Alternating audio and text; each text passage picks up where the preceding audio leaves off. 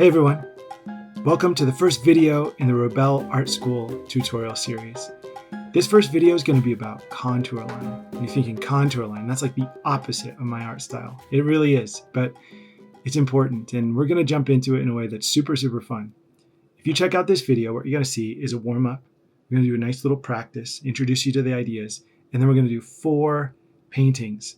And I worked really hard on these. I'm trying to make it accessible and interesting to all kinds of people. So check it out. Let me know what you think. I hope you like it. We're going to start first with this pair. And we're going to talk first about contour. Contour is an approach, and I want you to practice this with me. It's an idea of getting your eye, nice little icon of an eye, I guess, and your hand, so just draw a little frumpy little hand. It's getting them to work together like synchronized swimmers as the eye looks at and traces with its beautiful ability to observe. The hand will try to copy that tracing action of the eye so that you move the eye and the hand in tandem to create a sensitive grasping and translation of what's happening on an edge. Now, the edges we're trying to capture are all the edges, not just the one around the pair, but also the ones that enter into and navigate into all of these kind of wrinkles and crevices and shadows and light, everything, every edge. So however you interpret that edge, it's up to you. But what we want to do is use our eye to follow them. So this exercise we're going to do, it's a warm up. If you were in university doing one of those 5-hour studio classes that you might take at 8 in the morning and pop out starving after lunchtime, you'd probably do this as a warm up. We did all the time. So what I would do here is I'm going to keep my eye laser focused here. And I'm even going to zoom in on my pair just a little bit so I can only see the pair. And I'm going to not look at my canvas at all, just only at my photo reference. And this is called blind contour sketching, where I'm looking at the subject 100% of the time. And I'm looking at my canvas or my drawing 0% of the time. And it's really hard to not look because you just want to get it so right. And you want to be a good artist. You want to make pretty pictures, but you have to let go of that. In contour line drawing, especially blind contour line drawing, you have to let go of the outcome. And you just have to surrender to this drawing process.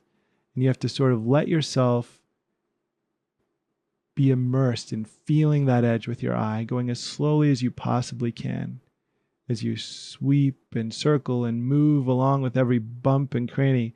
And now I'm going to look over on what I drew, and I can see that I did make some mistakes, right? This line length was way too long, and I missed the conjunction here, or the joining point between the stem and the top of the pear. But that's not the point. The point of this is not to get a perfect drawing.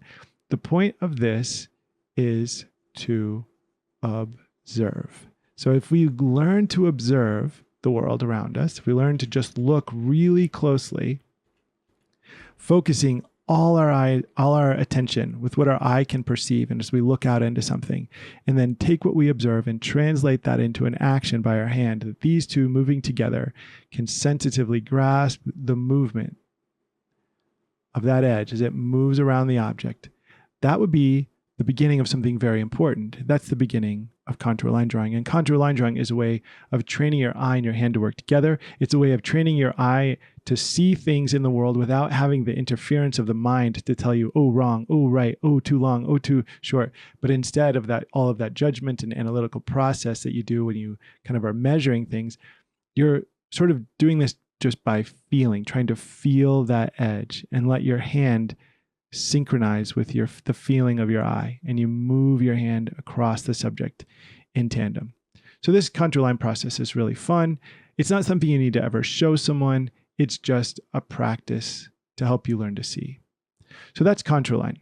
And specifically, this is a blind contour line. So again, I'm doing it in a public way, but it's not usually designed to be a public thing. You're just supposed to use it as a sketchbook exercise. So let's try this here on these flowers. So we can kind of look at and compare what each of these techniques does when we approach the subject with this kind of framework. So this time I'm going to try to draw this stem right here and try to work my way around all of this complexity. So in order to do that, I'm going to zoom in on this picture just a little bit again, so I can just look at that. And again, I'm not looking at my drawing at all. I'm trying to slow down, and ideally you would go incredibly slowly to do this correctly, but I do not want my demo to be super boring. So whenever I do this as a workshop demo, I always have to go way faster than I think is advantageous for the outcome. But I'm just sort of letting myself get sucked into every bump and groove that I see. And I know it's probably terrible in terms of accuracy, but I'm just trying to feel everything. Now, if I was going more slowly, it would be a better outcome, but it doesn't matter. What I'm trying to do is just surrender that outcome and focus on feeling the edge. I'm going to try to walk my way back up to the top where I can start to establish some of the petals. And again, I haven't peaked yet. I'm not cheating at all. I'm sure my drawing looks hilarious, and we're going to have to, you might be giggling looking at it, but I can't see it yet. I'm hoping I'm somewhere close to accurate, but since it's a demo. But if it was just a sketchbook exercise, I wouldn't honestly care. The point is to feel those edges, and I can feel them better if I go slowly. So a contour line typically has these traits. It's slow, it's continuous, it's very sensitive, and it traces and finds all the edges in a drawing. A lot of times you don't even ever pick up your pencil once. You just keep drawing and drawing and drawing, and you keep, you might have to pull your pencil across the canvas just to find a way to access some of the edges you see. But here, I'm going to stop right there. Okay, so this one I feel like is really good. I feel those edges. I feel the line weight changing and shifting. I feel every bump and curve.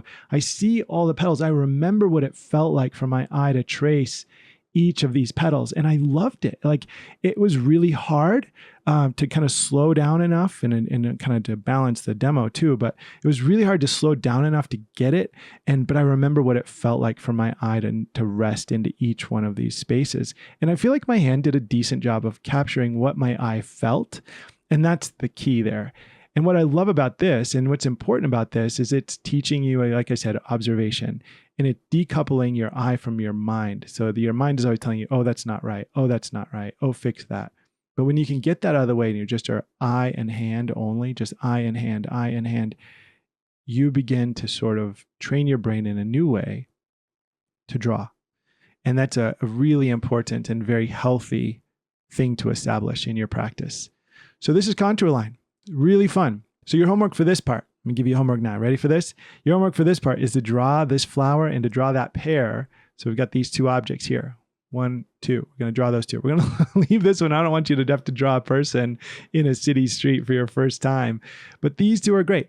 And I tell you, even though I've been drawing for decades and decades, right? I've drawn as a professional artist and painted as a professional artist for a long, long, long time, since I was a teenager. I can remember my first art show, being like 15 years old, but I never get tired of doing this. It's not something I like to do. I don't say, oh, I want to get up today and do some contour line drawing, but I know it's important. So I want to just offer that, yes, do this, do this, do this. And if you can, do these two as your first exercise and then post them in the forums. We will not judge you, right? I'm showing you my drawings. They're hilarious, but the point isn't to make a quote unquote good drawing. The point is to make a drawing that feels that edge. All right, so now that we've done a blind contour, we get the idea. We understand what it feels like to trace an image with our eye and to follow it with our hand. And as we've done that, we can now take that process and be a little more flexible.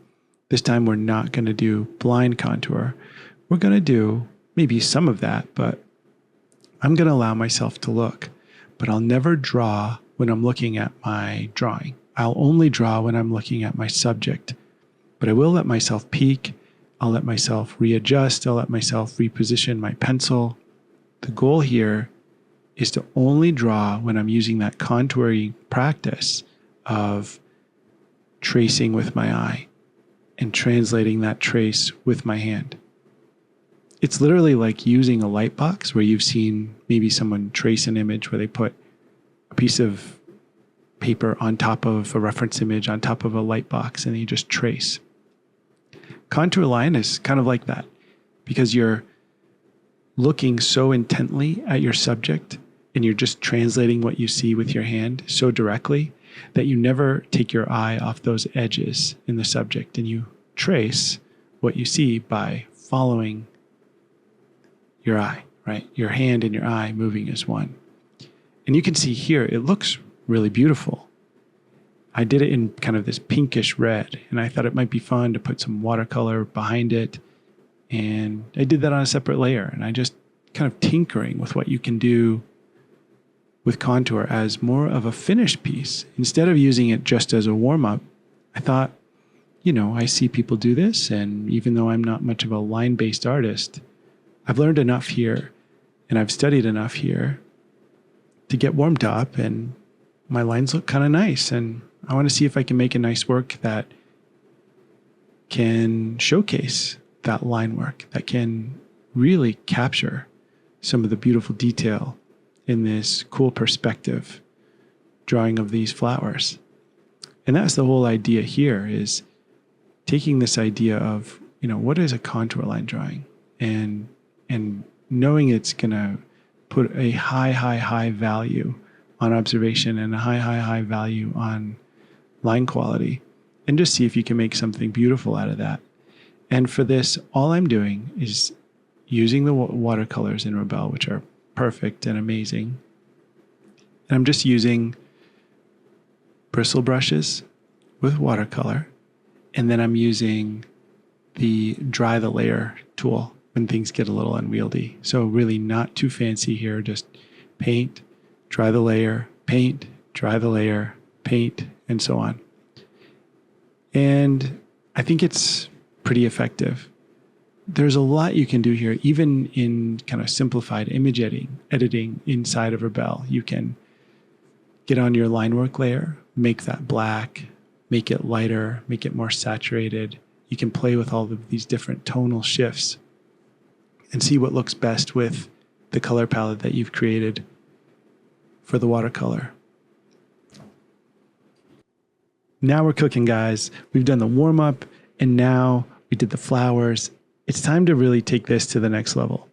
So as I got used to this whole contour line and thing, and how beautiful it was to render it in Rebelle using the pencil tools and the ink tools or whatever you like to use for making line, this time I found this picture. Here's this woman reading a journal or something on the side of the road. And I liked it, but it just clicked in my mind. I wanted that image with a better moped and a better sky and a vertical composition. So I drew it. I got all the reference pictures, and I'll link all that stuff below, but I just drew it here. And you can see I did a lot of blind contouring because I actually had an offset to the top and bottom of her figure. But that's what erasers are for. So I fixed it, and then I drew the moped, and it all just kind of started to flow. This way of working is really cool because it lets you really emphasize the beauty of the spontaneous line, where you're not trying to draw a perfect, super refined line. It's more about letting your hand feel that edge. So again, a lot of time as I'm drawing this way, I'm not even looking at my paper very much. I'm looking mostly, almost entirely at my subject. And once I've, sketched this in really quickly, I decided to change my paper a little bit, just give it a little different look, a little bit lighter tone. And then watercolor again. I think anytime you have really strong, nice line work, it's nice to use watercolor because you're not going to paint over that line work. You got to kind of let it show. So in this case, I kind of had this idea that I would use these gradient tones, that I would have more saturated watercolor at one edge and then kind of let it gradually fade out to the other. And that way I'd be able to showcase the line a little bit more and make sure that the watercolor stayed really soft. So that was the idea here. It was also an idea to just play a little bit, to let it feel like one of my traditional sketchbook pages. And I think using this technique of contour line was really fruitful. And I could tell that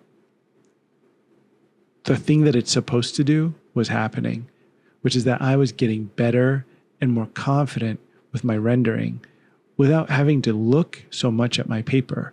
I was spending more and more time looking at my subject. And that's the key, right? That's the goal, is you don't want to be sort of in your head.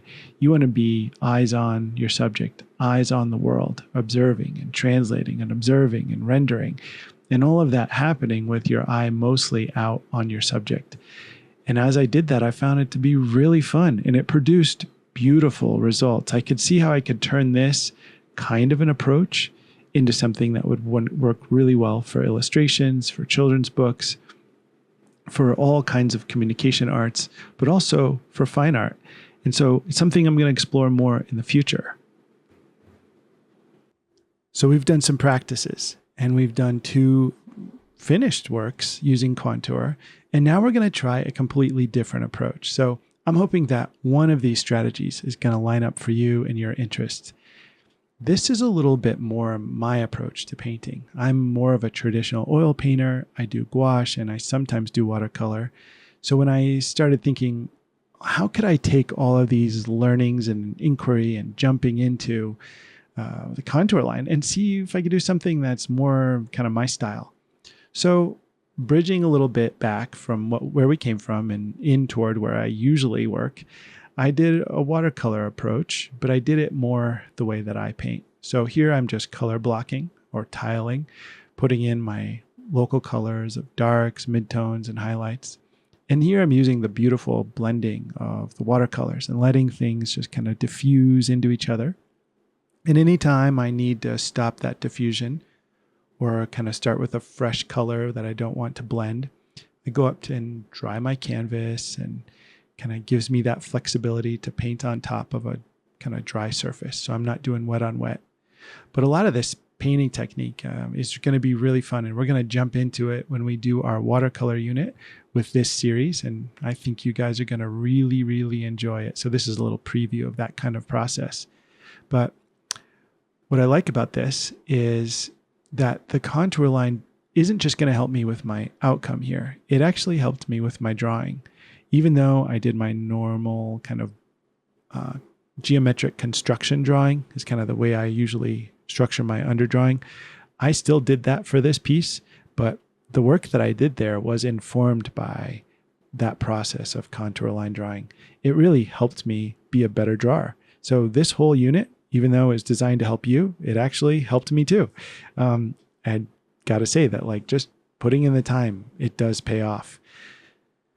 And with this piece, I don't know, it was really fun. I could see this being a series I do, this simple fruit series. And the idea I had here of how to incorporate the contour line is right here. I thought, wouldn't it be cool if you just do a normal painting using the normal painting process, but at the end, kind of use a contour lining process on top, on a separate layer, and use the complementary color of whatever fruit or object you're painting. And it's just going to give it a visual pop and make it a little more graphic, a little more designy, and maybe a little bit more interesting. So definitely it's not leaning into quote unquote realism, right? But as I've already shown you, realism isn't the end goal. Like if you've seen any of my other videos, I can paint realistically, all day, all night. That's not a challenge for me. But what is challenging is the more difficult challenge is creativity. How do you spice things up? How do you bring a beautiful idea to life? So this idea was, how do I conjoin how do I use line with my value-based painting to make something that's kind of cool? And this was an interesting experiment for that. It's not something I'm sure I'm going to use all the time, but I can definitely think of a lot of uses. And so I did this once with this piece, and I had a lot of fun with it. So I thought, let's try one more. Let's try one more with really kind of like dull, kind of basic color scheme. And let's see if in the end, we can spice it up with some of that contour line to really make it pop. So I use the same process as before, just sketch in my shapes and start blocking in my colors. Usually I start with the darks and work my way towards the lights, but this time I was just trying to go fast because I think this was probably my 5th project of working with contour line, and I just was getting a little bit antsy to get it done. I wanted to see all the outcomes and look at them all side by side and analyze kind of what I learned. So block it in, sketch it in, evaluate what changes need to be made, and then we move on. This was a pretty simple drawing, honestly. It was just basically two ovals with some ovals inside, some cast shadow, and that was it. I am using the bristle brushes from the oil paints this time, and last time I used watercolor, this time the oil paints. You can see they both look really, really beautiful. Rebelle is just the best painting tool ever. You have the utmost flexibility, and then here I just come in to finish up with some really bright contour lines. So now it's your turn. I've spent a long time painting and drawing for this project because I really want to give you guys a deep understanding with a lot of different expressions of how you could take these ideas and push them into your own work. We all work differently, and there's going to be different ways that this resonates with you compared to me. So what I want to know is, what connects for you? What project are you excited about? And tell us how contour line drawing is helping you in your practice be a better artist. Talk to you next time.